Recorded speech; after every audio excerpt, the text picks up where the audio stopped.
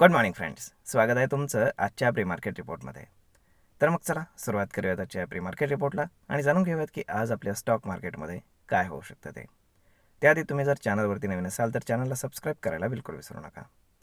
तर मग चला सुरुवात करूयात आजच्या व्हिडिओला. मित्रांनो, पूर्ण जग ज्या बातमीची वाट पाहत होतं, फायनली ती बातमी आलेली आहे.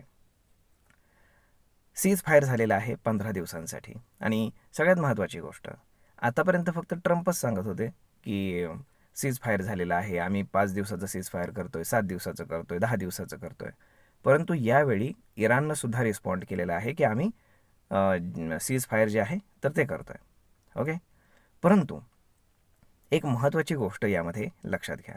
सगळ्यात महत्त्वाची गोष्ट ती म्हणजे इराणनं डिमांड केलेले आहेत खूप सारे पैसे वॉर डिस्ट्रक्शनमधून त्यांना त्यांची कंट्री पुन्हा उभी करण्यासाठी. मग त्यांनी US लाच 2 ऑप्शन दिले. त्यांनी सांगितलं, एक तर तुम्ही आम्हाला पैसे द्या किंवा मग आम्ही स्ट्रेट ऑफ हॉर्मुझमधून जे काही शिप्स जाणार आहेत तर ते प्रत्येक शिपकडनं $2 मिलियन आम्ही वसूल करतो, म्हणजे मग आम्हाला आमचा देश उभा करणं सोपं जाईल. आता साहजिकच आहे, कॉमन सेन्सचा भाग आहे की ट्रम्प काय पैसे देणार नाहीत. म्हणजेच काय की एनी हाऊ तिथे एक टोल सिस्टम क्रिएट होणार आहे स्ट्रेट ऑफ हॉर्मुझमध्ये. जिथं ते शिप्स जातील तर त्यांच्याकडनं जे पैसे आहेत तर ते घेतले जातील. परंतु आता $2 मिलियन काही घेतले जाणार नाहीत. त्याच्यामध्ये बार्गेनिंग होईल. $500,000 म्हणा किंवा $1 मिलियन किंवा मग गुड्सची काय व्हॅल्यू आहे, इन्व्हॉइसिंग किती आहे टोटल, त्या हिशोबाने काहीतरी एक ॲडजस्टमेंट होईल. परंतु पैसे मात्र घेतले जातील. ही गोष्ट तर मला ऑलमोस्ट कन्फर्म आहे आणि त्यामुळेच ते सीज फायर करण्यात आले, हे लक्षात घ्या. कारण इराणला इथेच खूप जास्त पैसे कमवण्याचा चान्स आहे. आता दुसरी महत्त्वाची गोष्ट, जर आपण वर्ल्ड मार्केट्सकडे पाहिलं तर काल रात्रीपर्यंत सुद्धा इव्हन US मार्केट बंद होईपर्यंत सुद्धा हे सीज फायर झालेलं नव्हतं. त्यामुळे इव्हन US मार्केटसुद्धा रेडमध्ये क्लोज आहे. आणि आपलं गिफ्ट निफ्टी इव्हन सकाळीसुद्धा ऑलमोस्ट 100 ते 150 पॉईंटच्या आसपास गॅप डाऊन दाखवत होतं. परंतु जशी सीज फायरची न्यूज आली, मार्केट एकदम शूटअप झालेलं आहे आणि US मार्केटचे फ्युचर्स ऑलमोस्ट 3% अप आहेत. त्यानंतर कोरियन आणि जापनीज मार्केट 4 to 5% अप आहे. आणि आपले गिफ्ट निफ्टी इंडिकेट करत आहे की मार्केट साधारण 700 ते 800 point market gap up open होईल.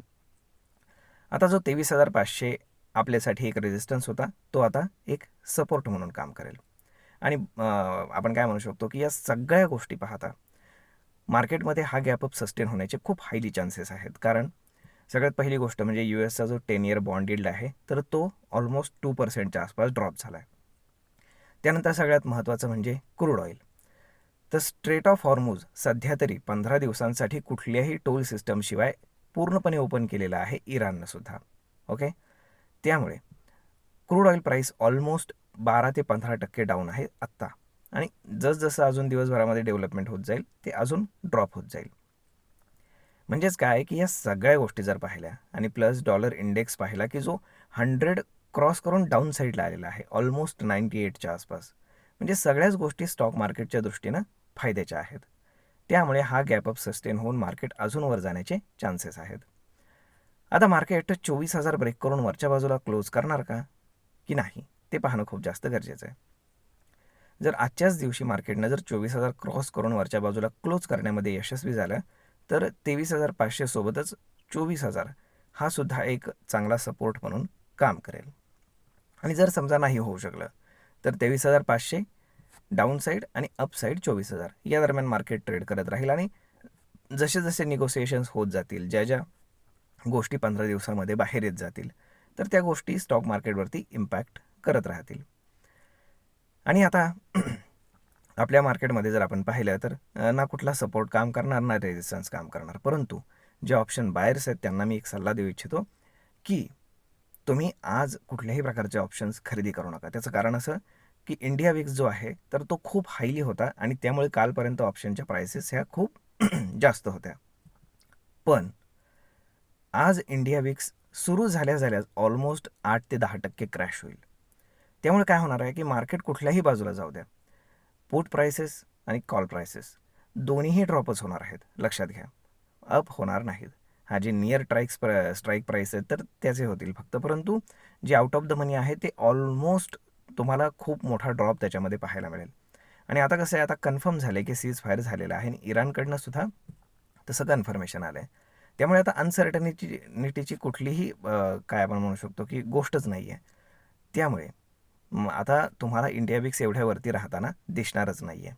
ओके, आता इंडिया विक्स इथनं पुढं ड्रॉप व्हायला सुरुवात होईल आणि जसजशा गुड न्यूज यायला सुरुवात होतील तसतसं जसजसं मार्केट वर जाईल तसतसं इंडिया विक्स अजून मोठ्या प्रमाणामध्ये खाली येताना आपल्याला नक्कीच पाहायला मिळेल. तर मग मित्रांनो, ही गुड न्यूज सगळे इन्व्हेस्टर्स, सगळे ट्रेडर्स वाट पाहत होते, ती फायनली आलेली आहे. तर जसं मी इतके दिवस तुम्हाला सांगत होतो की जरी युद्ध होतं आहे, सगळ्या गोष्टी होत आहेत, तरी तुम्ही थोडे थोडे पैसे डिप्लॉय करत जा. तर मग मित्रांनो, तेच आता दिसतंय की ते आता फायद्याचं ठरताना दिसणार आहे. ओके, म्हणजेच काय, स्टॉक मार्केट ही गोष्टच अशी आहे की जिथे तुम्हाला नेहमी अपोजिट साईडला प्रेडिक्शन करावं लागतं. कारण तुम्ही एक गोष्ट लक्षात घ्या, ह्या युद्धामधनं म्हणजे मी तर म्हणजे आत्तापर्यंत जेवढी युद्ध पाहिली त्यात पहिलंच असं युद्ध आहे की ज्यात कोणालाच फायदा झाला नाही. इस्रायलला सुद्धा अपेक्षा नव्हती की इराण एवढ्या मोठ्या प्रमाणात रिटॅलिएट करेल. त्यांचंही बऱ्यापैकी नुकसान झालं आहे. त्यानंतर गल्फ कंट्रीज, त्यांना तर स्वप्नातही वाटलं नव्हतं की आपल्यावरती सुद्धा हे युद्ध बेतू शकतं. त्यांचंही फार मोठं नुकसान झालं. बिझनेसमध्ये सगळ्यात जास्त नुकसान कोणाचं झालं असेल तर ते त्यांचंच झाले. दुबई असेल, त्यानंतर सौदी अरब असेल, कतार वगैरे या देशांचं प्रचंड नुकसान झालेलं आहे. त्यानंतर इराणचं तर म्हणजे आपण काय म्हणतो की फार मोठ्या प्रमाणावर नुकसान झालं आहे. जरी आपण ते इन्फॉर्मेशन वॉरफेअरमध्ये ते जिंकत असतील, की ते ट्रम्पला कुठलाही भाव देत नसतील वगैरे वगैरे, ह्या गोष्टी सगळ्या ठीक आहेत. परंतु तुम्ही विचार करा की आज तिथे लोकांना खायलासुद्धा नाही अशी परिस्थिती आहे आणि ते एवढ्या सहजासहजी पुन्हा रिकवर होणार नाही. गेल्या 1 महिन्यामध्ये जे डिस्ट्रक्शन झालं आहे ते इन्फ्रास्ट्रक्चर उभं करायला त्यांना 10 वर्ष जातील, 15 वर्ष जातील. एवढं मोठ्या प्रमाणावरती नुकसान झालेलं आहे. त्यामुळे या सगळ्या गोष्टी जर आपण पाहिल्या तर फायदा कोणाचाच झाला नाही, इव्हन ट्रम्पचा सुद्धा नाही. कारण या युद्धादरम्यान ट्रम्पचं जे अप्रुव्हल रेटिंग आहे ते ऑलमोस्ट लोएस्ट पॉईंटला आलेलं आहे. म्हणजेच काय की जे आता मिड टर्म इलेक्शन्स आहेत नोव्हेंबरमध्ये, तर त्याच्यामध्ये ट्रम्प हरण्याची फार मोठी शक्यता आहे आणि त्यानंतर ते केवळ एक पपेट राष्ट्रपती म्हणून राहतील. त्यांच्या कुठल्याच निर्णयाला कोणी ऐकणार पण नाही आणि कोणी कसलं महत्त्वसुद्धा देणार नाही, कारण तिथे मेजॉरिटीच राहणार नाही त्यांच्या सिनेटमध्ये. त्यामुळे असं पहिलंच युद्ध आहे की जे युद्ध करून कोणालाच फायदा झाला नाही, प्रत्येकाला नुकसानच झालेलं आहे. त्यामुळे असं कुठलाही अविचारी निर्णय घेता असं कुठलंही युद्ध करायचं नसतं, हे आपण शिकलं पाहिजे. जसं भारताने सुद्धा ऑपरेशन सिंदूर केल्यानंतर 2-4 दिवसातच आवर्त घेतलं होतं. आपल्याकडे कॅपॅसिटी होती, आपण लढू शकत होतो, परंतु तरीही आपण ते चूज केलं नाही. म्हणजेच भारत खूप चांगल्या पद्धतीने या गोष्टी मॅनेज करतो, हे आता आपल्याला शिकायला पाहिजे आणि किंवा आपल्याला माहीत झालं पाहिजे. कारण तेव्हा बरेचसे लोक म्हणत होते की का ऑपरेशन थांबवलं. परंतु मित्रांनो, जेव्हा जिथे इकॉनॉमी फार स्ट्रॉंग असते तर त्यांना युद्ध करून चालत नाही, लक्षात ठेवा. आणि आपला तो निर्णय बरोबर होता. तर मग आता बाकी सपोर्ट, रेजिस्टन्स, कुणी काय विकलं, काय घेतलं, हे सगळ्या गोष्टी आज पाहण्यात काहीही पॉईंट नाही आहे.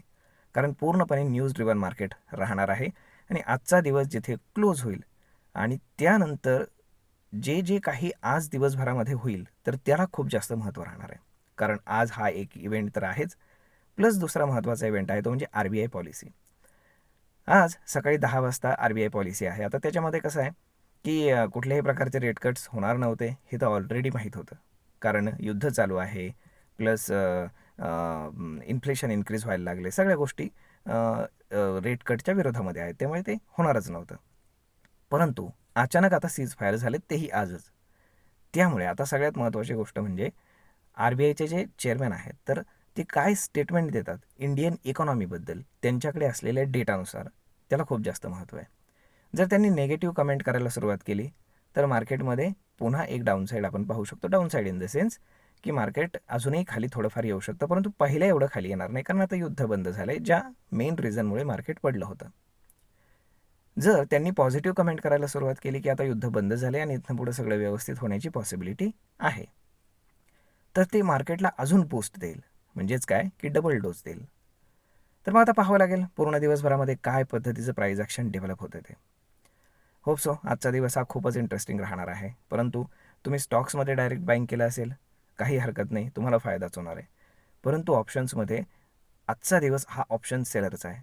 चालू झाल्या दिवसापासून पूर्ण दिवस ऑप्शन सेलरचा. लक्षात ठेवा, ऑप्शन बाईंग बिलकुल करू नका, प्रचंड नुकसान होण्याची पॉसिबिलिटी आहे. कारण आज मार्केट तुमच्या फेवरमध्ये जरी गेलं तरीही तुम्हाला नुकसानच होणार आहे ड्यू टू इंडिया विक्स, लक्षात घ्या. त्यामुळे आज कुठल्याही प्रकारच्या अशा गोष्टी करू नका ज्यातनं नुकसान होईल. तर मग मित्रांनो, हा व्हिडिओ, ही माहिती तुम्हाला कशी वाटली हे तुम्ही आम्हाला कमेंट करून नक्कीच सांगा. आणि जर आवडली असेल तर आपल्या जवळच्या मित्रमंडळींसोबत देखील हा व्हिडिओ तुम्ही शेअर करायला विसरू नका. धन्यवाद.